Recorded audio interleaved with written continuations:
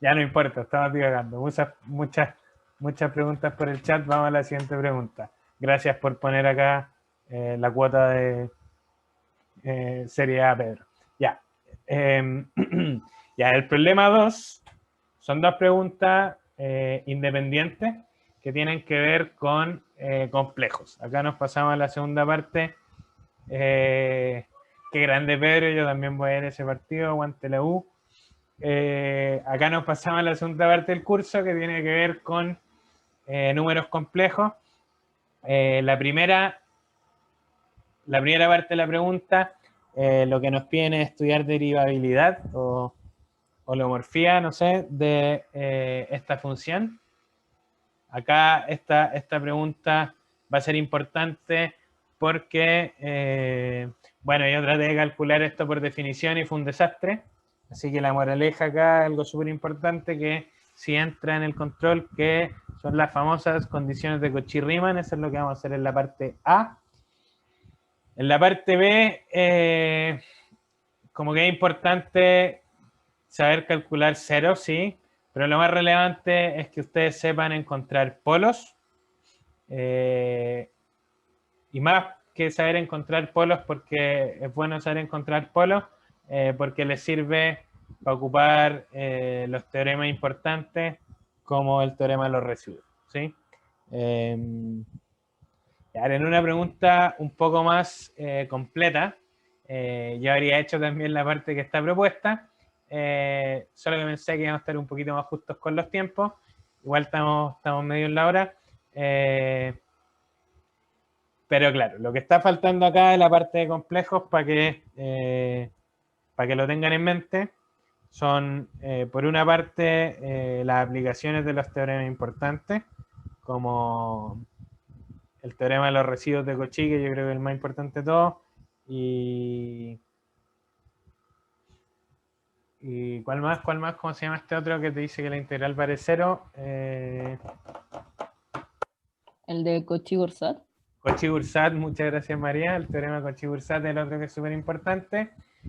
Y lo otro que está faltando tiene que ver con series de potencia, ¿sí? Como que acá tampoco incluí nada porque lo hicimos un poco en la auxiliar pasada, pensé que iba a venir más o menos la gente parecida, no tengo idea de quién vino antes, quién está ahora, pero eso. Bueno, y lo otro que está faltando, que yo creo que sí lo van a preguntar, y corríjanme si me equivoco, porque esto no lo vieron en ningún control, tiene que ver con Fourier, ¿verdad? Sí, eso entra. Sí, entonces, aparte de esto, yo estudiaría Fourier. Ya, pues entonces, primer problema. Ya acá como que ya tiré un poco el spoiler. ¿Qué es lo que me dicen las condiciones de Cauchy-Riemann?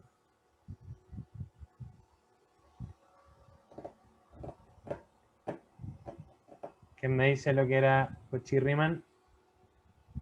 Que la derivada del real era como igual a menos la derivada del otro, algo así.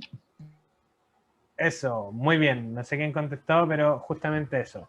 Y un poco lo spoileaban por el chat también. No sé si entra en series de Lorentz, no tengo idea.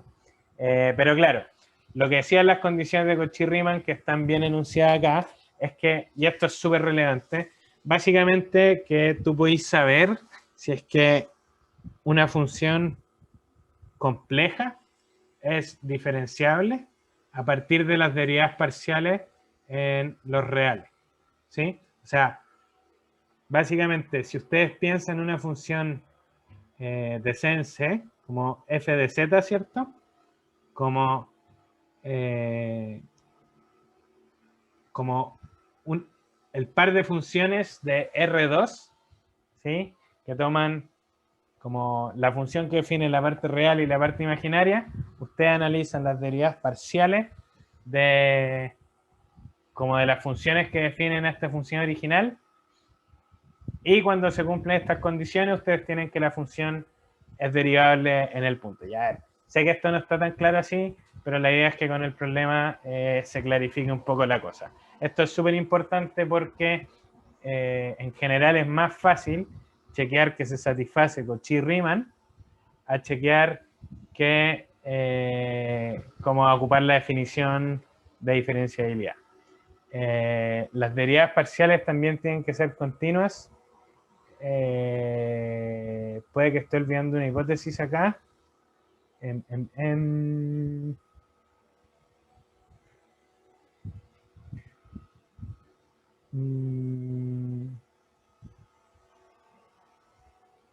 No lo sé. Yo tengo la impresión de que cuando las derivadas parciales son C1, entonces la función tiene que dar C1 también. Pero no sé, yo creo que esto es tal cual está escrito en el apunte. Bueno, en fin, ya para pasar al problema. Ya en este caso nos están dando esta función que está extraña, dice 2 veces la parte real por la parte imaginaria más i por el módulo de z. Nos piden estudiar cuándo esta función es derivable.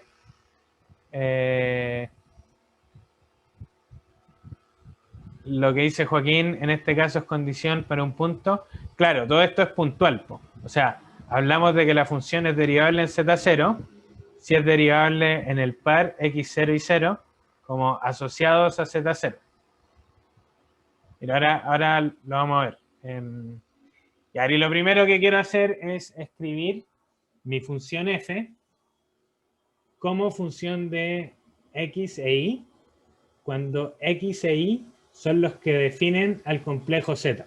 En el fondo, x es la parte real del complejo z, y es la parte imaginaria del complejo z, y z lo escribo como x más i. En el fondo es lo que ustedes siempre han hecho, ¿sí? Entonces, en este caso, una vez que z lo escribo así, es fácil agarrar esta cuestión de arriba. Va a ser simplemente 2xy más y por la raíz de x cuadrado más y cuadrado, ¿sí? ¿Cierto? Como que acá ningún problema. Y bueno, ¿cuál va a ser la parte imaginaria y cuál va a ser la parte real de mi función f? Esto va a ser la parte real, ¿cierto? Y esto va a ser la parte imaginaria. En el fondo, en las condiciones de Cauchy-Riemann, lo que ustedes tienen que hacer es identificar estas funciones u y b, que en este caso van a ser simplemente 2xy y la raíz de x cuadrado más y cuadrado. Como que acá en el enunciado del teorema no está tan claro, como que yo sentí que el apunte se saltaba un poco las cosas, pero u es justamente la parte real de la función f, cuando tú miráis u como función de R2 en R2 y f como función de C en C. Ya, pues, entonces ahora que tengo escrito esto así, lo que quiero hacer es chequear Cauchy-Riemann. ¿Cómo chequeo Cauchy-Riemann? Me pongo a derivar a lo loco, calculo todas las derivadas parciales. Siempre hacen esto. Entonces, ¿qué hago ahora? Y acá, ojalá que no me haya equivocado, chequeen con cuidado. Si yo derivo esto con respecto a x, ¿cierto? Me queda simplemente 2y. Si yo lo derivo con respecto a y, me queda simplemente 2x. Y acá, si no me equivoqué en la regla de la cadena, me queda esto cuando derivo con respecto a x, me queda esto cuando derivo con respecto a y. Yo sé que ustedes son mejores para el cálculo que yo, está bien, ¿o no? Sí, está bien, creo. Muy bien, con toda la seguridad de Carla, vamos a confiar en que esto está bien hecho. Y ahora lo que tengo que hacer es simplemente igualar las dos cosas, ¿cierto? Alejandro. Sí, el z siempre lo escribes como x más y. En el fondo, lo que estáis haciendo, y que quizás el apunte está más explicado en el enunciado del teorema, a mí no me parece tanto, pero hay una introducción grande, es que tú estás mirando la función de los complejos como la suma como de estas funciones u y b, que son funciones de R2 en R2. Y las condiciones de Cauchy-Riemann lo que te dicen es, bueno, cuando las derivadas parciales satisfacen esto, entonces la función es derivable. Súper. Ya, pues, entonces, ¿qué es lo que voy a hacer ahora? Imponer las condiciones, ¿no? Acá esto es lo que me arroja imponer la primera condición de Cauchy-Riemann, esto es lo que me arroja imponer la segunda condición de Cauchy-Riemann, simplemente estoy copiando lo que está escrito en la página anterior. Y nada, pues como que acá tengo dos identidades, estas identidades se parecen, la pregunta es cuáles son los pares, X e Y, que hacen que esto sea verdad y esto también sea verdad. Y acá yo creo que hay hartas formas de hacer esta cuestión, pero si multiplico, qué sé yo, esta identidad por X y multiplico esta identidad por Y, al lado izquierdo me queda 2XY, acá al lado izquierdo me queda 2XY. Entonces, de la primera voy a tener que 2XY es igual a XY partido en la raíz. Esto viene solo de la parte de arriba, ¿cierto? Le agregué un X. Y al lado izquierdo, o sea, perdón, en la segunda identidad, como que me queda exactamente lo mismo que antes, pero tiene que ser igual a esto en negativo. Así que voy a multiplicar esto por un menos y me va a quedar justamente esta identidad, ¿sí? Y acá, si es que ustedes se fijan, que esto sea igual a esto, implica que 4 veces XY tiene que ser 0, y de ahí sale que XY necesariamente tiene que ser 0 para que esto se cumpla. Y de hecho, cuando XY es 0, o sea, este producto es 0, estas cosas se satisfacen. Ahora, la pregunta es cuándo esta cosa puede ser 0. Y acá como que al tiro, yo creo que ustedes están viendo un problema. Muy bien, Joaquín, muy bien, Joaquín. Esa es justamente la intuición que tenéis que tener. Como que si los dos se hacen 0, dividís por 0, el mundo explota, ¿cierto? Como que las cosas se ponen graves, uno empieza a tiritar, no pueden ser los dos 0, ¿sí? ¿Por qué? Porque si los dos son 0, la función queda mal definida de partida. Así que este caso lo descartamos inmediatamente. ¿Cuál es la otra opción? Para que el producto entre dos reales, sí, no quiero decirlo para que no aparezca en YouTube, pero es verdad lo que dice Mario. Entonces, si el producto entre dos cosas es 0, ¿qué otra opción tenemos aparte que las dos sean 0?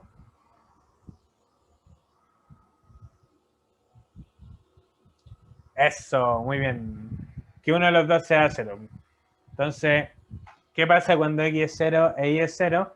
Y acá ustedes no lo están viendo en la presentación, pero si agarran la primera condición de Cauchy-Riemann, esto es 0, el Y al cuadrado se va con la raíz, me queda un medio, y acá tengo dos opciones, o Y vale más un medio, o Y vale menos un medio. Y ahí no tengo ningún problema, este caso sí funciona. ¿Cuál es el caso que me está quedando? Bueno, que el X no sea 0 y el Y sí sea 0, pero eso también me va a tirar un problema por la segunda condición, básicamente que esta raíz, que tiene que ser positiva, va a ser negativa. Esto no puede ser. ¿Por qué las raíces nunca son negativas? Como estamos hablando de los complejos, como que todo esto parte por para generalizar las raíces. Para que la raíz de algo pueda dar menos 1, no sé. ¿No? ¿Por qué esta cosa tiene que ser positiva? Cuando digan las dos. Oye, aló, hola, disculpa, ¿puedo hacer una pregunta? Por supuesto. Es que tengo una duda con el primer punto que dijiste, que si los dos eran 0, la función está mal definida. Pero si las dos son 0, es que tú empezaste, o sea, todos empezamos a derivar asumiendo que eran distintos de 0. Porque si no, no podías derivar. Pues. Si los dos eran iguales. Es que si los dos eran iguales a 0, entonces tenemos la función 0, ¿o no? O sea, no es que la función sea nula. Pues. Lo que pasa... Sí, perdón. No es que la función sea nula, lo que pasa es que f en 0 vale 0. Y claro, no es que la función te quede mal definida. De hecho, la función vale 0, está bien definida. Lo que te queda mal definido es estas derivas parciales. Ah, sí, pues porque a eso me refería, porque si tenemos la función nula, esa, la derivada, si nosotros vamos a tomar las derivadas como parciales, me van a dar la función, me van a dar 0. Entonces, ¿va a cumplir o no? No, vos. Eh, Ojo, vos. Una te va a dar 0, pero esto no te va a dar 0. Esto te va a dar 0 partido en 0. pero que eso asumiendo que a eso me refería, a que a lo mejor estoy interrumpiendo mucho, a lo mejor, No, pero no, es tranqui, que pregunta. Nadie quería hablar en todo el rato, así que ahora tengo el poder. ya, es que lo que pasa es que mi discusión va más allá porque tú te dio esa derivada asumiendo de que X e Y eran distintos ceros, si no, no hubieras podido derivar de esa forma. Claro, claro. No O sé. sea, sí, Sí. en el fondo Entonces, es verdad lo que dice Cristóbal, como que acá, si tú querés ser formal, la derivada parcial está mal calculada para esta cuestión, y si queréis ser formal, como que tendríais que ver como el límite, ¿sí? Ahora, cuando tú calculís el límite que define esta derivada parcial, eso te va a dar infinito, ¿cachai? Y esta cuestión va a estar como mal definida, va a estar algo que diverge, ¿cachai? Entonces, el límite que define la derivada parcial no va a existir y la derivada parcial tampoco, ¿cachai? Y por eso no se chequean las condiciones de Cauchy-Riemann. Si queréis podemos verlo como en detalle al final. bueno, sí, para que vayamos avanzando, sí. Pero me Sí, que se viene parece... el partido de la U, así que hay que apurarse. Se viene el partido luego, pero tranquilo, ahí quedan 25 minutos casi. Y sí, como sobre el otro que estamos hablando de por qué esta cosa no puede ser negativa, justamente es porque X son reales. Esta cosa es un real, esta cosa tiene que dar positiva, entonces este caso tampoco nos va a servir, y la única situación en que las condiciones de Cauchy-Riemann se van a satisfacer va a ser cuando X valga 0 e Y valga más o menos un medio. Entonces, simplemente vamos a tener dos puntos donde la función es derivable, ¿sí? Y esos dos puntos van a ser justamente esto, cuando X es 0 y es más o menos un medio. Y si lo pasamos como al idioma de los complejos, va a ser en el complejo y medios y en el complejo menos y medios, ¿cierto? Como que acá lo único que estoy haciendo es reemplazar X e Y. Y bueno, ahora la pregunta es cómo calculo las derivadas, que era lo otro que me pedían, y eso tampoco va a ser difícil porque, y acá déjenme retroceder nuevamente, lo otro que nos dice el teorema de las condiciones de Cauchy-Riemann es que yo puedo calcular la derivada simplemente así. Entonces, esto ya lo calculé, tengo simplemente que evaluar, esto ya lo calculé, simplemente tengo que evaluar. ¿En qué evalúo? Bueno, en el primer complejo que me servía, en el segundo complejo que me servía, ¿sí? Y nada, pues eso es justo lo que hago acá. Creo que acá tampoco lo escribí. Pero sale, ¿cierto? Como que lo único que tengo que hacer es evaluar aquí en X igual 0, Y igual más un medio menos un medio, ocupar la fórmula y me queda esto, ¿sí? ¿Preguntas? No queda propuesto, si ahí está escrito, O sea, cálculo mental. Eso le argumentan a la ayudante. ¿Preguntas? ¿Se cacha eso? Estoy yendo demasiado rápido. Como que nos quedan 5 minutos y en los 5 minutos que quedan alcanzamos a hacer la parte de... ¿Qué no es muy dim de mi parte, Alejandro? ¿El cálculo mental? Sí, es que ya no lo hice mental, ya lo hice en un papel. De hecho, tengo acá el papel. Argumento usando trivial. No, pero a ver, mira, ya sí. 3 segundos nos demoraron a hacer esto. A ver, Cauchy-Riemann te dice que F' Z es como de U a de X más I de B a de X. A esto quiero, y esto están evaluados, obviamente. Evaluado. ¿En qué quiero evaluar? Quiero evaluar en I medios. O sea, esto va a ser mi Z, que si lo llevo como a la notación de X e Y, X es 0, Y es un medio. La primera, perdón, esto es súper desordenado. La primera derivada de UA de X, ya la había calculado, estaba por aquí. De UA de X era simplemente 2i. Así que de UA de X evaluado en este punto me queda 2 por 1/2. Más i por la segunda de BA de X era esto, pero estoy evaluando en X igual 0, así que esto es 0. Y acá me queda 1. Y eso es justamente lo que escribí acá. ¿Viste? ¿Es elemental, Alejandro? ¿Me compréis? ¿No? Y bueno, eso es con la parte A. No, nada, no pasó nada. En preguntas sobre esta parte, acá la moraleja, lo que tienen que tener en mente para el examen, que es relevante, es Cauchy-Riemann. Preguntas. Súper. Ya, pues. Y la segunda parte, que para esta auxiliar es cortita, el problema real es un poco más largo porque piden calcular una integral que acá omití. Nos pide determinar los ceros y los polos de esta función. Ya, calcular los ceros. ¿Cómo calculo ceros en general? Esto igual que cálculo en varias, igual que en diferencial, igual que en integral álgebra, que eran los ceros de una función. Ya sí, María Chasta se está adelantando. Para ver cuándo, para buscar los polos, yo voy a ver cuándo la función se indefine. Para determinar los ceros, simplemente, y acá hay que tener cuidado porque son cosas distintas. Los ceros son distintos a los polos. Los ceros son cuando la función se hace 0, como dice Joaquín. Los polos van a ser cuando el denominador se haga 0. Casi siempre, en general, eso es lo que tienen que buscar. Entonces, cuando la función se hace 0, bueno, cuando el numerador sea 0, y además yo voy a tener que imponer que el denominador no sea 0.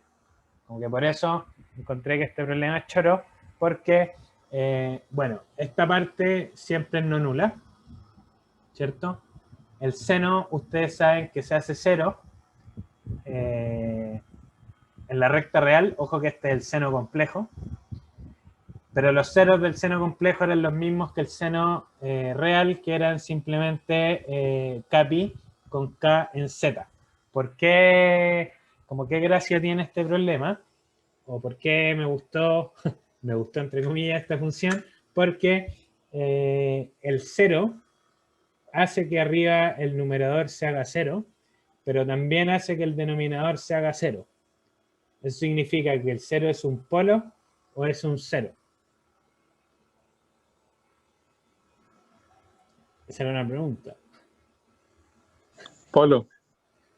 Polo, ¿por qué no es un 0? Porque se indefine. Sí, porque la función se indefine, porque no queda bien definido 0 partido en 0. En el fondo, cuando yo evalúo en 0, no me queda 0.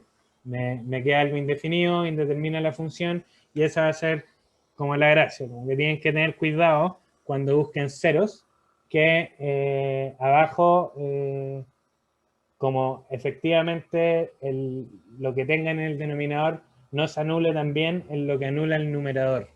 Como que ese es un poco la moraleja por la que, entre comillas, me gustó esta cuestión.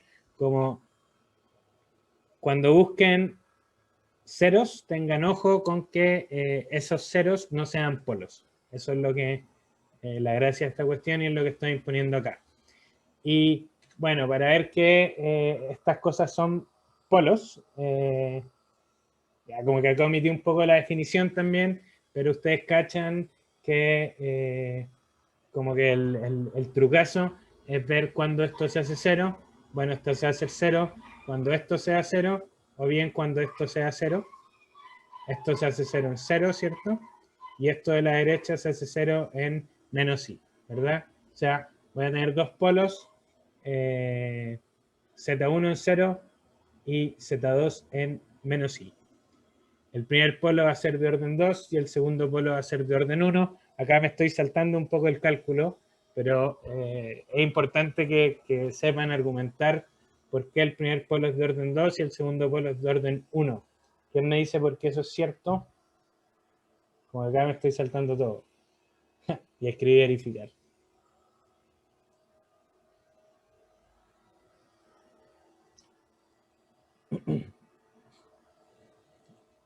Hay un límite de una resta elevada a un... O sea, yo tengo escrito que un polo es de orden m si el límite de z tiende a p de z menos p elevado a m menos 1 por f de z no existe, y después la misma cosa pero con z menos p elevado a m por f de z sí existe. Claro, como que esa es la definición que habría que chequear. Como que acá yo no lo hice, la pregunta es por qué el polo es de orden 2 y no de orden 3. Lo que hay que hacer es calcular el límite. Yo lo calculé más o menos al ojo y tengo la intuición de que el primer polo te queda de orden 2. Pero para hacer el argumento bien hay que chequear lo que decía, no me acuerdo quién, perdón, no hay de un nombre, que justamente calcular el límite que define los polos. El límite sí va a existir para 2, pero no para 1, ¿sí? Y eso. Y claro, efectivamente, como dice Martín, mi intuición es porque como ese límite existe, las cosas van a fluir y te va a quedar bien para x igual a 2. Y, o sea, para m igual 2, creo que es la notación. Y claro, como para m igual 2 el límite ya existe, el polo no va a ser de orden 3, respondiendo a la pregunta de Amanda. Y eso. Bueno, y el segundo polo se cacha que es de orden 1 porque si ustedes multiplican por z más i, te queda algo que podéis evaluar, ¿verdad? Si multiplico por z más i, te queda algo que se evalúa en todas partes.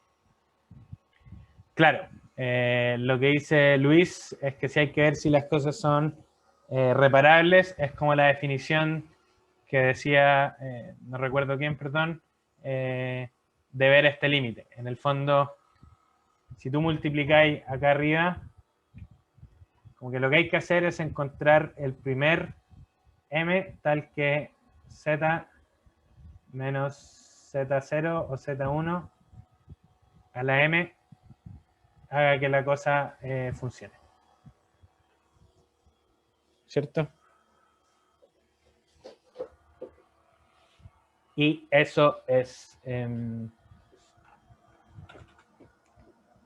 ¿se entiende? ¿Preguntas? No entendí por qué el primer polo era de orden 2. A ver, déjenme buscar por acá. No estaba preparado para esta pregunta, pero hice un auxiliar de esto hace poco, así que denme un segundo.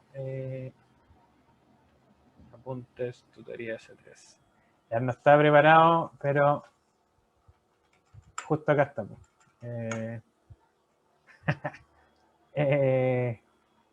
Denme un segundo que perdí el chat.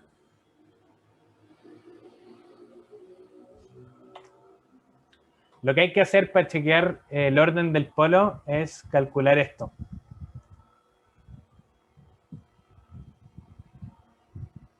Eso. Es tal cual como dice Carolina, tal cual como dice Alejandro, y le explicaron a Ricardo antes de que yo pudiera decir cualquier cosa. Muy bien, eso es. Como que lo que tienen que hacer es chequear cuándo esta cosa existe. El primer valor de m para que esta cosa exista es 2 y no 3. Y eso es. Ya, preguntas. Con esto se acaba la clase, se pueden ir. Fue un gusto conocerlos, que les vea mañana. Puede ser que me haya equivocado, Verónica. Nos podemos quedar a matraquear con los que quieran. El resto puede ir a abrir las cervezas para el partido de la U. Mañana se pasa, sí.